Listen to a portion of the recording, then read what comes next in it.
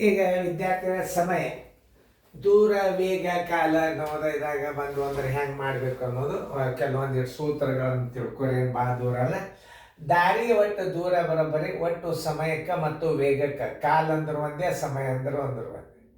ಕಾಲಕ್ಕೆ ಮತ್ತು ವೇಗಕ್ಕೆ ಗುಣಾಕಾರ ಮಾಡಿದರೆ ದೂರ ಬರ್ತದೆ. ಕಾಲ ಬರಬೇಕಾಗಿತ್ತರ ಒಟ್ಟು ಪ್ರಯಾಣ ಮಾಡಿದ ದೂರಕ್ಕೆ ನೀವು ವೇಗದಿಂದ ಭಾಗಿಸಿದ್ರೆ ಏನು ಬರ್ತದೆ? ಕಾಲ ಬರ್ತದೆ. ಅದಕ್ಕೆ ಇನ್ನೊಂದು ಹೆಸರು ಸಮಯ.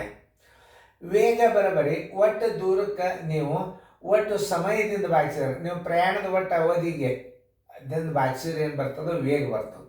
ಇದು ನೆನ್ಪಿಟ್ಕೋಬೇಕು. ಪ್ರಯಾಣದ ಒಟ್ಟು ದೂರಕ್ಕೆ ನೀವು ತೆಗೆದುಕೊಂಡು ಒಟ್ಟು ಸಮಯ ಎಷ್ಟಿರ್ತದಲ್ಲ, ಆ ಸಮಯದಿಂದ ಭಾಗಿಸಿದ್ರೆ ಏನು ಬರ್ತದೆ? ವೇಗ ಬರ್ತದೆ.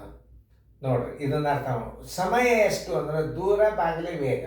ಎಷ್ಟು ಗಂಟೆದಾಗ ಹೋಗಿ ಮುಟ್ಟುತ್ತೀರಿ ಅನ್ನೋದು ಈ ಸೂತ್ರ ಹಚ್ಬೇಕು. ಒಟ್ಟು ದೂರ ಸರಾಸರಿ ವೇಗ ಅಂದ್ರೆ ನೀವು ಆ ದಾರಿಯನ್ನು ತಲುಪಲು ಬೇಕಾಗುವ ಸಮಯ ಸಿಗ್ತದೆ. ಇದನ್ನು ಅರ್ಥ ಮಾಡ್ಕೋ. ವೇಗ ಅಂದ್ರೆ ಸಮಯ. ಈಗ ಒಟ್ಟು ದೂರಕ್ಕೆ ನೀವು ವೇಗದಿಂದ ಭಾಗಿಸ್ಯಾರ, ಎದಿಂದ ಬಿಗೆ ಎಷ್ಟು ಗಂಟೆದಾಗ ಹೋಗಿ ಮುಟ್ತೀರಿ ಅಂತ ತೋರಿಸುವಂಥ ಒಂದು ಸೂತ್ರ. ಇನ್ನು ವೇಗ, ಒಂದು ದಾರಿಯ ದೂರದ ಅದು ಒಟ್ಟು ಸಮಯದಿಂದ ನೀವು ಭಾಗಿಸಿದ್ರೆ ನೀವು ಎಷ್ಟು ವೇಗದಾಗ ಹೋಗಿ ಆ ದಾರಿಯನ್ನು ತಲುಪಿದ್ರಿ ಅನ್ನೋದು ಹೇಳೋದು ವೇಗ. ಇನ್ನು ಕಿಮಿಯಲ್ಲಿ ಕೊಟ್ಟು ಸೆಕೆಂಡಿನ ವೇಗ ಕೊಡ್ತಾನೆ. 1 ಕಿಲೋಮೀಟರ್ದೊಳಗೆ ಏನು ಮಾಡ್ತಾನೆ? ವೇಗ ಕೊಡ್ತಾನೆ. ಆ ವೇಗವನ್ನು ಕಿಲೋಮೀಟರ್ ಗಂಟೆಗೆ ಕೊಟ್ಟು ಸೆಕೆಂಡಿನ ವೇಗದಾಗ ಕೇಳ್ತಾನೆ. 72 ಕಿಲೋಮೀಟರ್ ಹೋಗ್ತಿರ್ತಾನೆ, ಸೆಕೆಂಡಿನ ವೇಗ ಎಷ್ಟು? ಕಿಮಿಯಲ್ಲಿ ಕೊಟ್ಟು ಸೆಕೆಂಡಿನ ವೇಗ ಕೇಳ್ತಿರ್ತಾನೆ ಒಳಗೆ. ಆಮೇಲೆ ಸೆಕೆಂಡಿನ ವೇಗ ಬರೋಬ್ಬರಿ ಕಿಲೋಮೀಟರ್ ಗುಂಡ್ಲೆ 5/18 ನೀವು ಗುಣಾಕಾರ ಮಾಡಿದರೆ ಸೆಕೆಂಡಿನ ವೇಗ ಬರ್ತದ. ಇದನ್ನ ಲೆಕ್ಕದಾಗ ನಿಮ್ಗೆ ಹೆಚ್ಚು ತಿಳಿತದೆ. ಸೆಕೆಂಡಿನಲ್ಲಿ ಕೊಟ್ಟಾಗ ಗಂಟೆ ವೇಗ ಬರೋಬರಿ ಸೆಕೆಂಡ್ಗಳು ಕೊಡ್ತಾನೆ. ಅವಾಗ ಗಂಟೆ ವೇಗ ಕೇಳಿದ್ರೆ ಗಂಟೆ ವೇಗ ಬರೋಬರಿ ಸೆಕೆಂಡು ಗುಂಡ್ಲೆ ಮ್ಯಾಲಿದೆ ಏನಾಗಿದೆ? 5/18 ಇದ್ದದ್ದು 5/18 ಅಂದ್ರೆ 18 5 ನೀವು ಗುಣಾಕಾರ ಮಾಡ್ಬೇಕು. ಈಗ 5/18 ಗುಣಾಕಾರ ಮಾಡಿರಿ. ಆಮೇಲೆ ಸೆಕೆಂಡಿನ ವೇಗದಾಗ ಏನು ಮಾಡಬೇಕು? ಮ್ಯಾಲೆ 18 ಇಟ್ಟು ತಳಗೆ ನೀವು ಮಾಡಿದ್ರೆ ನೀವು ಸೆಕೆಂಡಿನ ಇವು ಗಣಿತ ಅಂತೂ ಡೆಫಿನೆಟ್ಲಿ ಬೀಳ್ತಾವೆ, ಏನು ಸಮಸ್ಯೆ. ಒಂದು ದಾರಿ 120 ಕಿಲೋಮೀಟ್ರ್ ಹೋಗ್ಯಾನ, ಅವ 3 ಗಂಟೆದಾಗ ಹೋಗಿ ಮುಟ್ಟ್ಯಾನ. ಹಂಗಾರೆ ಆ ಗಾಡಿ ವೇಗ ಎಷ್ಟು ಅಂತ ಕೇಳ್ತಾನ.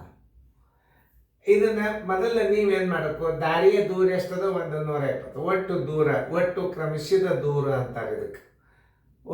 ದೂರ ಅಂದ್ರೆ ಏನು? ಒಟ್ಟು ಕ್ರಮಿಸಿದ ದೂರ. ನೋಡಿ, ವೇಗ ಬರಬರಿ ಏನದ ಸೂತ್ರ? ಒಟ್ಟು ದೂರ. ಒಟ್ಟು ದೂರ ಅಂದ್ರೆ ದಾರಿಯ ದೂರ ಸರ್ವಾಸ್ ಬಾಗಿಲೆ ಏನು ಬೇಕು? ಒಟ್ಟು ನೀವು ತೆಗೆದುಕೊಂಡಂಥ ಕಾಲ ಅಂದ್ರೆ ಸಮಯ ಎಷ್ಟದ? ದಾರಿಯ ದೂರ 120 ಅದ. ಎಷ್ಟು ಗಂಟೆದಾಗ ಹೋಗ್ಯದ? ಅದು 3 ಗಂಟೆದಾಗ ಹೋಗ್ಯದ ಅಂದ್ರೆ 3 1 3 40 ಅಂದ್ರೆ ಗಂಟೆ ವೇಗ ಬರೋಬ್ಬರಿ ಎಷ್ಟು? 40 ಕಿಮಿ ಪರ್ ಗಂಟೆಗೆ. ನೋಡ್ರಿ, ನಾ ಹೆಂಗೆ ಬರೀತಾನೆ ಹಿಂಗೆ ಬರೀಬೇಕು ನೀವು. ಗಂಟೆಗೆ 360 ದಾರಿಯ ದೂರದ ವೇಗ ಎಷ್ಟದ? 40 ಕಿಲೋಮೀಟರ್ ವೇಗ ಹೊಂಟದ. ಅಂದ್ರೆ ಆ ದಾರಿಯನ್ನು ತೆಗೆದುಕೊಳ್ಳಲು ಸಮಯ ಎಷ್ಟು? ಅಂದರೆ ವೇಗದಿಂದ ನೀವು ಒಟ್ಟು ದೂರಕ್ಕೆ ಭಾಗಿಸಿದ್ರೆ ಏನು ಬರ್ತದೆ? ಒಟ್ಟು ದೂರಕ್ಕೆ ವೇಗದಿಂದ ಭಾಗಿಸಿದ್ರೆ ಒಟ್ಟು ನೀವು ಎಷ್ಟು ಗಂಟೆದಾಗ ಹೋಗಿ ತಲುಪ್ತೀರಿ ಅಲ್ಲಿಗೆ, ಅದಕ್ಕೆ ಏನಂತಾರೆ? ಕಾಲ ಅಂತಾರೆ. ಅಂದ್ರೆ ಎಷ್ಟು ಸಮಯ ತಗೋತೀರಿ ಅಂದ್ರೆ ದೂರ ಕಾಲ ಬರೋಬ್ಬರಿ. ಕಾಲ ಅಂದ್ರೆ ಸಮಯ, ಒಟ್ಟು ಸಮಯ ಬರೋಬ್ಬರಿ ಒಟ್ಟು ದೂರ ಸರ್ವಾಸವಾಗಲಿ ವೇಗ. ಈಗ 40 ಕಿಲೋಮೀಟರ್ದಂಗೆ ಹೊಂಟದ ಅದು ಗಾಡಿ. ಅದು 360 ಕಿಮಿಗೆ ನೀವು ಗಂಟೆಗೆ 40 ಕಿಲೋಮೀಟರ್ದಂಗೆ ಹೋಗ್ತೀರಿ ಅಂದ್ರೆ ಎಷ್ಟು ಗಂಟೆದಾಗ ಹೋಗ್ತೀರಿ? 4 1 4 9 ನೀವು 9 ಗಂಟೆದಾಗ ಹೋಗಿ ಮುಟ್ತೀರಿ. 360 ಕಿಲೋಮೀಟರ್ ಹೋಗ್ಬೇಕಾದ್ರೆ ಎಷ್ಟು ಬೇಕು? 9 ಗಂಟೆಗಳು. ಇದೇನಂತಾರೆ? ಒಟ್ಟು ಸಮಯ, ಒಟ್ಟು ಕಾಲ. ಈ ಸೂತ್ರದ ಪ್ರಕಾರ ಗಣಿತಗಳನ್ನು ನೀವು ಮುಂದೆ ಮಾಡಬೇಕಾಗ್ತದೆ. ಈಗ ನಾ ತಿಳಿಸಿನು, ಮುಂದೆ ನಿಮ್ಮ ಗಣಿತಗಳನ್ನು ಉದಾಹರಣೆ ಕೊಡ್ತಾನೆ ನಾನು, ನೀವು ಮಾಡಬೇಕು. ಆನ್ಸರ್ ಇದ್ಕೊಟ್ಟು ಹೆಂಗೆ ಹಚ್ಚಬೇಕು ಅನ್ನೋದು ನೋಡ್ರಿ. 40 ಕಿಮಿ ಪರ್ ಗಂಟೆಗೆ ಹಿಂಗೆ ಬರಿಬೇಕು, ನೆನ್ಪಿಟ್ಬೋದು. ಯಾಕಂದ್ರೆ ಹಚ್ಚೋದನ್ನು ಇದೇ ನಮ್ಮ ಕಾಲ ಅದ.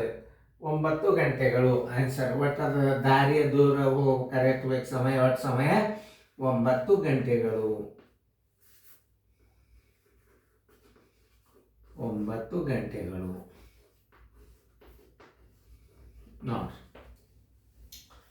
ಸರಿಯಾಗಿ ಅರ್ಥ ಮಾಡ್ಕೊಂಡ್ರೆ ಸಮಯ ಕಾಲದ ಗಂಟೆಗಳು ನಿಮಗೆ ಬಂದೋದ್ರೆ ನೀವು ಬಿದ್ದೆ ಬೀಳ್ತಾವೆ. ನವೋದಯದಾಗಂತೂ ಡೆಫಿನೆಟ್ ಬೀಳ್ತಾವೆ ನೋಡಿ. ನೀವು ಮೊದಲೇ ಹೇಳಿರ್ತೀನಿ ನಾನು, ಇಂಥವೆಲ್ಲ ನಾವು ಹೆಂಗೆ ಮಾಡಬೇಕು ಅನ್ನೋದು. ಈಗ ನಾವು ಸುಮ್ಮನೆ ನಿಮಗಿರಲಿ ಅಂತ ತಿಳ್ಕೊಂಡು ಸೂತ್ರ ಹಾಕಿನು ಮುಂದಿನ ಗಣಿತಗಳು ಮಾಡಿರಿ.